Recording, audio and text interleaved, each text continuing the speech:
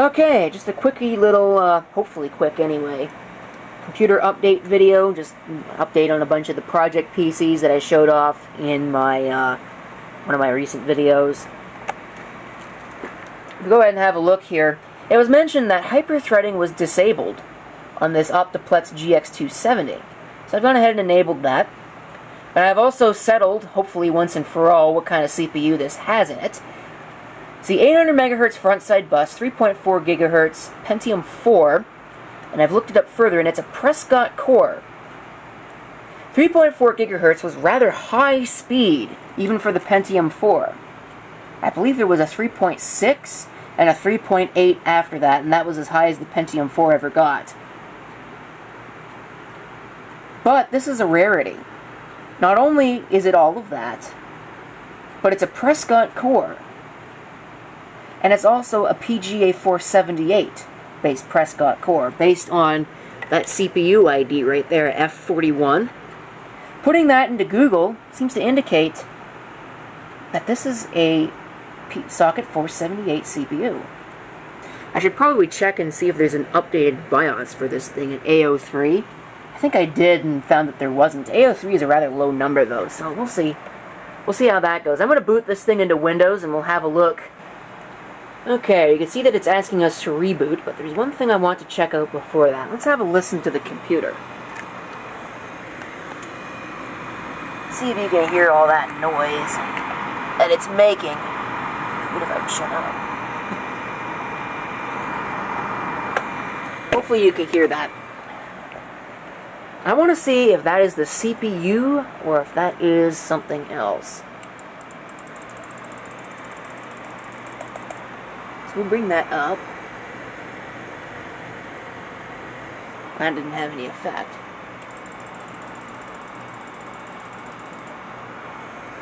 Either one of them seems to have had an effect on it.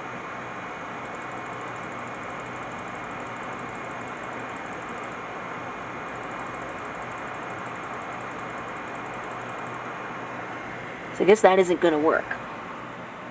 Oh well, let's go ahead and just reboot the machine then. Okay, so these are the Windows Experience Index scores. Let's go ahead and see what happens if we rerun the assessment. Alright, so I think the score before was a 4.2 or a 4.1. So no real improvement, but every little bit helps. The last thing I'm going to do is I discovered that there is an updated BIOS for this. It's running AO3, and there is an AO7. So, we'll go ahead and click continue on that. It should reboot the system. Or do nothing. Okay.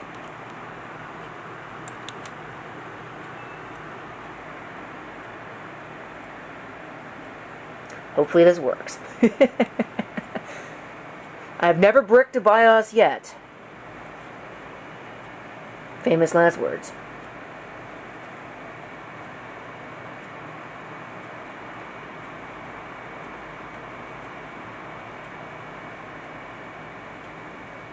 Okay. It reboots. I want to click F2 to get into the BIOS. Oops, now it's attempting a network boot. That's not what I want. Alright.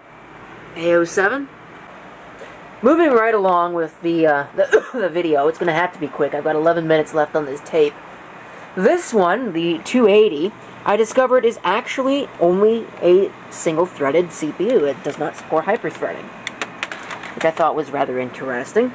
It's going to be getting an upgrade, at least if I can give it an upgrade. It's not really going to do much for the operating system stack that it's running, although I have been thinking about bringing it up to Windows 7, because, frankly, Windows XP doesn't really matter right now. I've got pretty much everything in here running either Linux or Windows 7 now, except for the stream encoding computer. Oh, well, that's probably also going to be getting an upgrade to Windows 7. I don't know yet. We'll have to see about all these things. But I'm probably going to be putting 4 gigs of RAM in there, because I pulled 4 gigs out of an Optiplex 755 at work that was being crap-canned, because it's got bad capacitors. What a surprise that is. So that one's working. The Northern Micro Spirit is also working. That's working. This is working admirably. A lot better than the other machine ever was. Let's see, other projects that I've been working on. The NAS is pretty well ready to go. I just need to get some more power cords. That's ready to go as another NAS. Again, need to get more power cords. This is complete. I still need to do some more work with it, but I think I'm done with it from an operating system standpoint. This, Ross ACB found the power supply for it. I had a power supply that would have worked just fine with this, but it was in a system that went through a power surge. And my battery on this camera is about to run out as well, which is real handy. I should probably just turn the video light off. But the system that it was in, which was pretty well identical to this, went through a power surge. And a cursory inspection showed that it was okay, although I did have to replace the fuse because the surge was powerful enough that it vaporized the fuse. So that really fills one with a whole lot of confidence, doesn't it?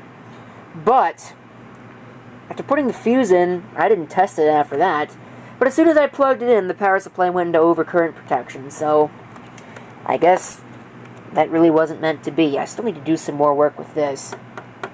I haven't done anything with it since I put it here. And it's starting to collect some dust, so I got a couple of things in mind for that, a couple video projects. I think there was at least one more. HP New Wave will probably get that. And I may, actually this doesn't have, oh it does have the PC speaker sound driver on it. I may put the Hey Macaroni screensaver on that and demonstrate it on some proper hardware.